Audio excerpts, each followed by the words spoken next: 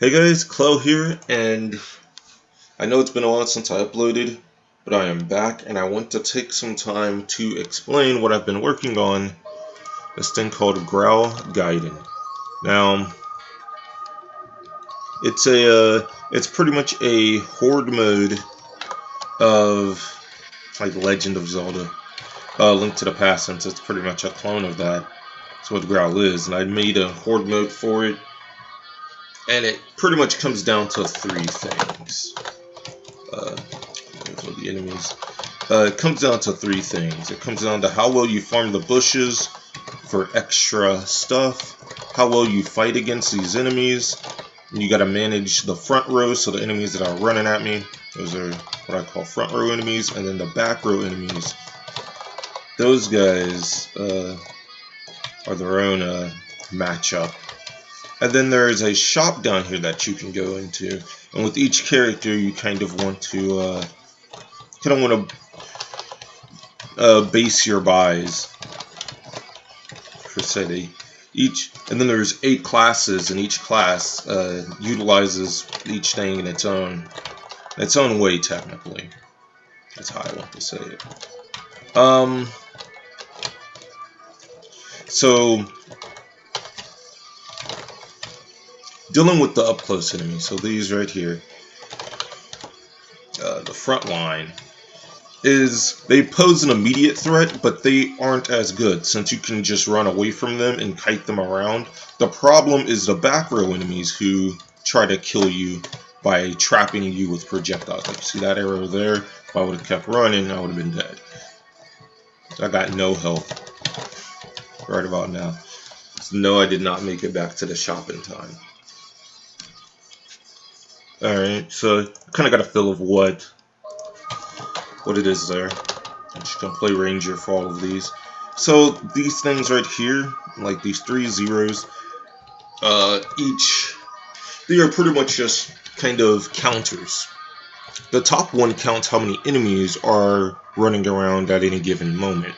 This one here counts what I would say is your score, and then this one counts how long you've been in there, how many ticks. And it's actually glitched because I have each brown clock all ticks at once, and so it collects all of their ticks at the same time. I should probably change that. So how you accumulate your score is when you kill enemies, sometimes they drop things, and if they drop health, I had to make it to where that they don't drop health. And so what I did instead is I made it to where that if they drop health, they get collected by these things here that are laying all over the place. And there is like one dead spot. I saw one dead spot before, but it's so uncommon. But if they drop health, that goes towards your score. And I kind of don't like it because it's like the way you score is based on luck, and I wish I could just have it be to where, it counts how many enemies you killed total. But I don't think I have a way of doing that.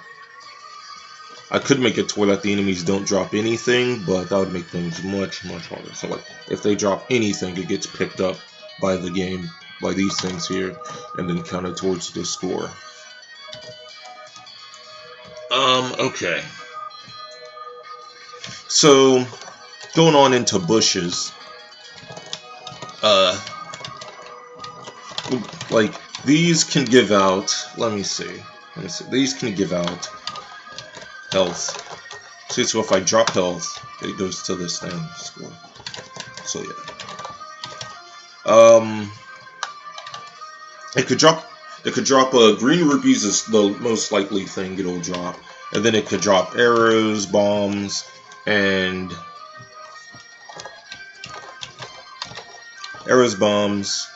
blue rupees, which are worth 5, and then it could also drop red rupees, which are worth 30, but there's a very low chance of that happening. There's like a 2% chance. The bushes also, let me, here, just, oh, and then Windows 10 happened. Either way, The bushes, based on how you destroy them, give you increases the likelihood of what they can drop. So if you throw the bushes, there is like an 80% chance that you will get something out of it. If you slash a bush, there's a 50% chance, and then if you you can also use a bomb to blow up the bushes, and if you do that, it should be a 40% chance that something will drop. And then and so like with slashing the bushes, it's like I think it's a 17% chance that you're going to get a green rupee out of it. But if you toss it, it goes up to like a 30% chance of you getting a green rupee. If you blow them up, which this might not blow them up. Nope, it hit one of them. But if you blow them up, it goes down to like a 14% chance. So it doesn't go down as much as tossing a bush makes the rates go up. It's like a 7% chance of you getting arrows, bombs, health, and a blue rupee. And then it's a 2% chance on slash of you getting this red rupee. And if you toss it, that goes up to a 4% chance. And actually, it doesn't. It's still a 2% chance. It's less of a chance if you blow it up, but it still rounds around to the 2% chance area. If you blow a bush up, it's still a 2% chance of you getting a red rupee out of that. All right. Let me see here. So what's next? We talk about the shop, and the shop has, when you enter the shop, you have 5 seconds to buy whatever you can. You can buy as much as whatever you need, and then it's blocked off for another 30 seconds. And so you can buy bombs, you can buy arrows, you can buy health, or you can buy, the last thing is mana, which is important for other classes. But for the ranger, they don't need mana at all to do anything. And so you generally want to prioritize what you're going to buy as you're out here killing enemies and gaining money and gaining stuff. So for the archer, you want to make sure that you're buying arrows and then health whenever you need it. You could also farm a lot to get money or to get arrows, which is something else you want to be doing. And then back row enemies tend to get all arrows as well. So with the archer, you have plenty of ways to keep refilling. One of the problems with playing the technician, which is the other class, there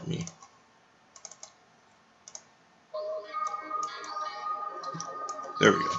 Avoided it successfully.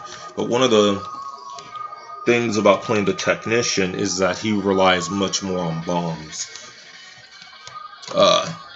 So and the enemies don't naturally drop bombs. There's no enemy that shows up and then when it's killed, it drops bombs. So it's a lot more difficult to get bombs than it is to get arrows. How much more rare? I could make it to where that bombs are more expensive as well. If I have to nerf the technician, I'll do that probably. So these are your 2 base classes. Very easy to play, very good to understand, easy to understand. And then these 2 classes are kind of the opposite of that. They are the difficult classes to play that you really have to take time and master them if you want to be really efficient with them. These 2 classes are your magic classes, and they are tougher to play than the ranger and technician, but they're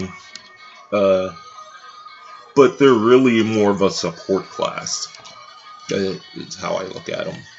And they rely on mana a lot. So they both can do something really cool, but they rely on mana in order to do the really cool thing. With the light mage being able to heal, and the dark mage being able to pretty much kill anything. in one hit. He can kill anything except for the golden warriors in one hit. The noob and the elite are both extreme classes. So the extreme of the noob is that you have everything. You have everything of every other class. So you have all of their weapons and all of their other things. The only things that you don't get is these two. They have a passive that the noob doesn't get. But the noob kind of has his own passive, which is his first buy is free. He has his card that goes to the shop. His first buy is free. He also starts with the most money as well, but he starts with the least amount of health. And he has the weakest sword, the weakest shield, which some other classes, like the bruiser, doesn't have a shield or sword. These four actually don't have swords and kind of rely on their weapons, their special weapons in their inventory to do battle. So the noob has everything. The elite has nothing, but has the strongest sword, strongest shield, and has the most health. Has more health than any other character. The other thing about the elite, though, is that the elite cannot go to the shop. So it's kind of, you have this much health, and then you just fight it out. You can't use any items, or you can't use any of these kind of items, and so you have no use for money. You have no use for ammo. If you're farming bushes with the elite, the only thing that's really useful for you is health, which can go a long ways. What shields do in this game, so I was talking about shield strength. Shields make you move faster instead of blocking stuff. Like if you don't have a shield, then you can't block projectiles by facing them. But if you do have a shield, then yeah, you can face them and block them. There is something stupid in that there is a mirror shield. So the level 2 shield is a mirror shield, which reflects projectiles, but they do absolutely no damage. It's just a visual effect. I don't know if they actually hit other players or not. That'll be interesting to test, but they don't. The reflected arrows don't hit enemies.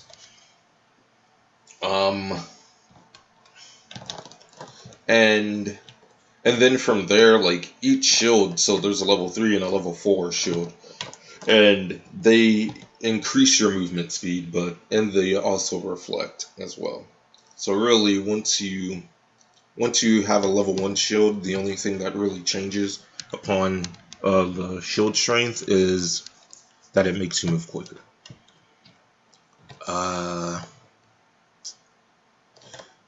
So these down here change the difficulty. I still need to get rid of the easy difficulty setting. It is so easy I can survive there forever. So I really don't like that one. So medium is kind of the difficulty you saw before, and then there is insane, which is generally what I like to play on. This is just random stuff. So this one kind of tells you how to utilize this room and how to get into the game. This kind of randoms classes. This one randoms difficulty, and then this one down here is single or double, which this is actually multiplayer. So how I was doing that was I would just have one class go in and fight, and then the other class go in and see how big of a score I can get with both of them collectively. There is a bit more to explain here. I'm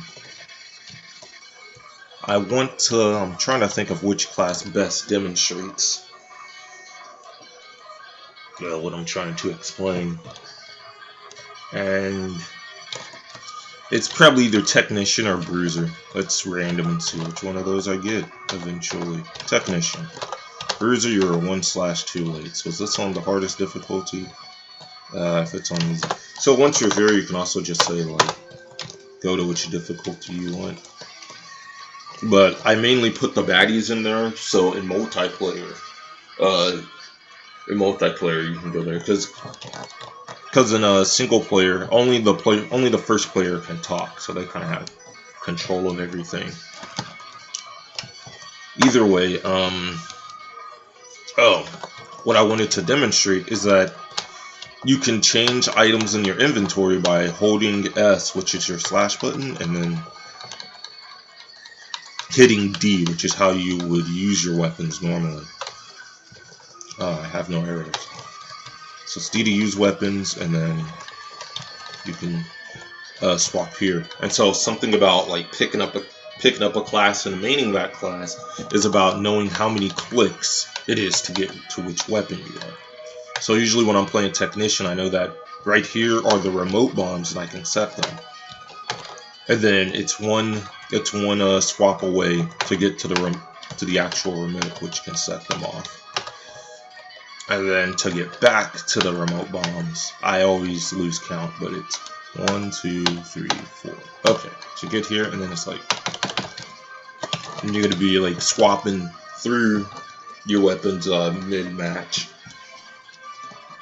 And all being attacked and everything, and you gotta knock some people back so that you can have time to swap through. If you pause like this, I don't think it actually pauses the game, and so they can still hit you while you're in this menu.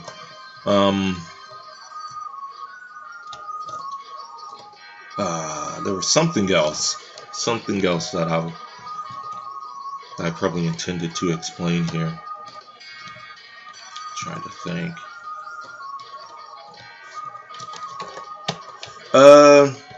I guess the damage on weapons, which a bow.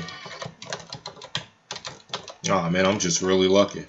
I'm just really lucky that time. If that was an actual match, that'd be a really good thing to pick up.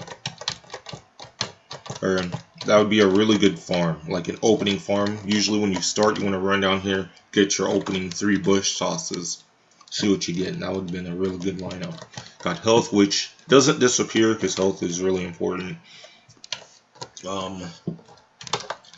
So an arrow can, I don't want to test this on the hardest difficulty or demonstrate on the hardest difficulty. I'm gonna get my ass kicked. Arrows do 3 damage. Yeah, they do 3 damage to enemies. So I'm gonna go to medium. And kind of start here. All right. So, man, yeah, I'm trying to point out each enemy. So that these gray soldiers here are the weakest soldiers. They have 2 health. Technician sword does 3 damage, so they should die in 1 hit. Same with the blues. The blues should die in 1 hit because they have exactly 3 health. It doesn't matter if it's a blue ranger or a blue soldier that's trying to run up and get me. And so these arrows do 3 damage themselves, and then they also pierce 1, so they can hit 2 people. See how the arrow went through that guy?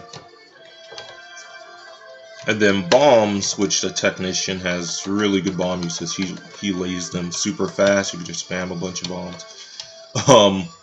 They do 1 damage if you take them and throw them into somebody. Like anything you pick up and throw does 1 damage, but the explosion does 4 damage.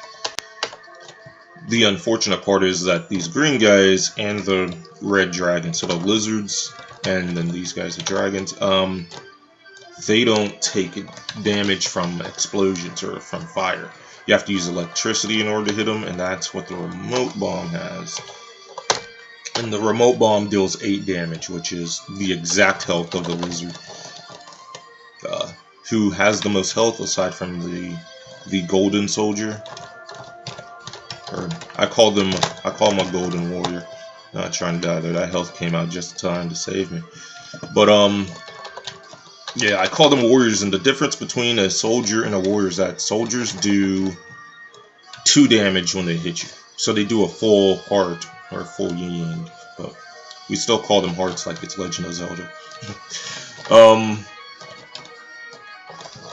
Ooh, more health. That's fine. I'll keep running around.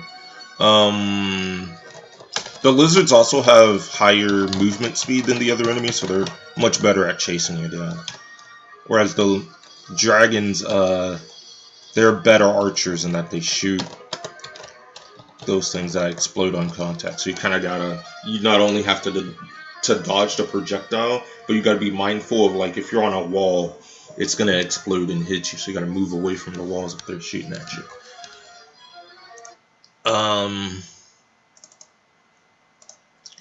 The red soldiers have 4 health, and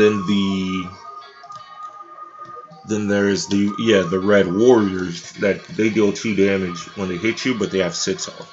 And then the dragons also have 6 health. The lizards have 8, and the golden warriors, which look like these guys here, they have 12. Which I'm thinking about nerfing them and making them only have 10, because that's a natural progression of health in my opinion. But I don't think it would change much. Most situations that you deal with golden warriors in, you usually hit them with something so powerful it kills them in 2 hits anyway. But it will make it to where that you can hit them with something big and then hit them with something weak and probably kill them.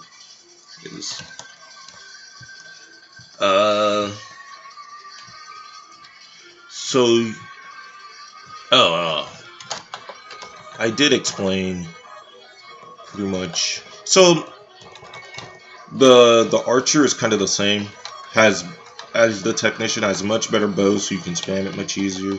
And then the trick shot is just, it shoots twice, which is really good. I think is one of the top weapons in the game. The god bow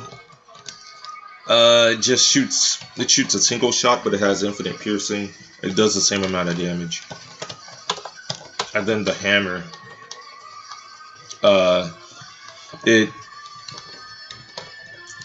the hammer deals more damage based on the number of enemies around. So when I change the hammer to make it increase in damage with the more enemies that pop up, that's when I put in these black clocks, which count the enemies, so you can then know how much damage it's going to do. It's for every 5 enemies, it does 1 damage. So once you get to around 40, once there are 4 enemies on this, or 40 enemies on the screen at a time, then it deals 8 damage, and so then you can kill anything but a golden warrior in 1 hit. I would go on to explain the other classes. I'll probably do that some other time. Thanks for watching, and if you're interested, I could always put up a link so this could be downloaded so other people can play it. But I guess that's about it. I might upload me doing some runs, trying to get to 30, and in a whichever mode, playing random classes and stuff. Alright.